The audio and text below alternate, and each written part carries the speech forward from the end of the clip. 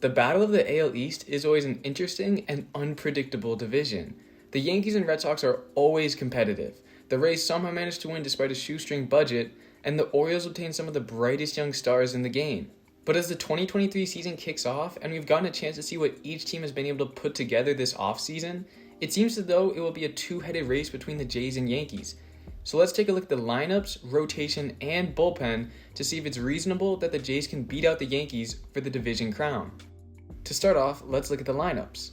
And in order to get an idea of how to determine which club is in a better position, I decided to take the projected Fangraphs WAR and games played for each player of the 1 through 9, and then divide the WAR by games played and multiply it by 162 to get an estimated WAR across a full season.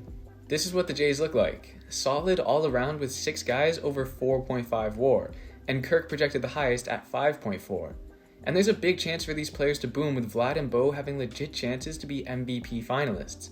And the shift ban has opened the world for lefty hitters, meaning we'd see Varsho, Kiermaier, and Belt put together solid seasons as well. Especially Varsho. Last year he pulled the ball 54% of the time. Also, being one of the most shifted players in baseball didn't help. Countless times he made solid contact, but found 3 guys on the right side of the infield. And that's no more. Now let's take a look at the Yankees side. The total WAR is Jays 36.1 to the Yankees 34.8. Not much of a difference. For the Yankees, their firepower is a little bit more top heavy. Only 2 guys have an over 4.5 WAR, and that's Trevino at 4.6 and Judge at an astounding 8.0, putting a lot of faith on Judge to carry the offense. Now, I'm not saying he will have a terrible season, but there is no way he improves from his 2022 campaign.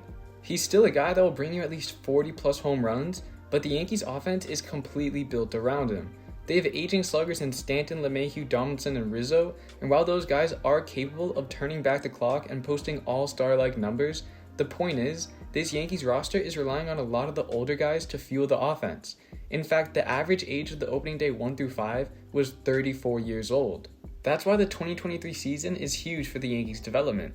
If they can complement their older sluggers with Anthony Volpe and Oswaldo Peraza when he comes up, then they would bring a much-needed spark to the top half of the lineup. Okay, let's go back to the WAR figures. It's close, in fact, a little bit too close to call. Yes, the Jays beat them out, but it's not by a considerable amount where you can easily determine that they are clear. But I will say this, the Jays offense easily has the higher upside, and the new additions of the lefty bats give all the more reason to believe that the Jays offense could be even better than last year's. Sorry to interrupt, I just wanted to say that these videos take hours to create, so your subscription would help me out immensely as I try to reach my goal of 1,000 subscribers. Thank you guys, and enjoy the rest of the video. Moving on to the rotation, and again we'll be using a similar formula, taking the projected WAR and dividing it by the projected innings pitched. Then multiply that number by 150 innings for each arm, because normally you'd expect around 900 innings or so from your rotation. First up, let's take a look at the Jays 1 through 5, and as you can see, the total WAR projections equate to 10.4. Now, Fangraphs are normally more on the harsh side of projections, but even then this is pretty low. Manoah's projected 2.2 WAR from 150 innings, and Bassett 2.1. But hey, anything can happen. I'm not going to say that this is out of the realm of possibility, but it does seem a little bit low. Anyways, 10.4 WAR means that's 2.08 per player. This includes Barrios and Kikuchi projected at 2.7 between them. It's been no question that these two are the only question marks surrounding the rotation, but they've looked promising from the spring, making noticeable adjustments. Moving on to the Yankees, and I know you guys are going to look at this and question it, but like the other list from this video, I used the opening day lineup, and for the Yankees, that is this 1 through 5.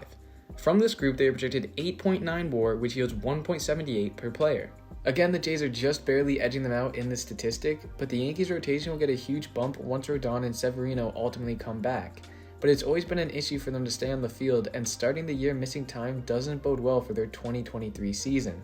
Both teams have their upside. The Jays have Manoah, Gausman, and Bassett, who are all dependable, and then Barrios and Kikuchi, who could boom or bust.